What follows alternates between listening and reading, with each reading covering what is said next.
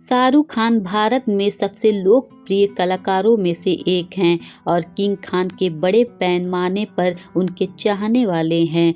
जहां तक किंग खान की सुरक्षा की बात आती है तो उनके पर्सनल बॉडीगार्ड रणवीर सिंह का नाम सबसे पहले आता है। शाहरुख खान के परिवार को भी सिक्योरिटी देते हैं रणवीर सिंह। क्या आप जानते हैं उनकी सैलरी कितनी है? तो आइए जानते हैं इस वीडियो में। बॉलीवुड लाइफ की एक रिपोर्ट के मुताबिक रणवीर सिंह पिछले एक दशक से ज़्यादा समय से शाहरुख खान की सुरक्षा का ख्याल रख रहे हैं। रणवीर सिंह शाहरुख खान के सुरक्षा प्रमुख हैं और उनकी सालाना सैलरी करीब 3 करोड़ रुपया है।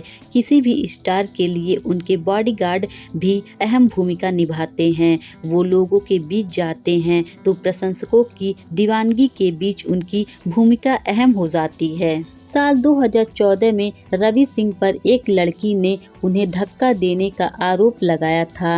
रवि कुछ प्रशंसकों को नियंत्रित करने की कोशिश कर रहे थे जो शाहरुख खान से मिलने के लिए उत्साहित थे। ऐसे में भीड़ में खड़ी लड़की को धक्का लग गया।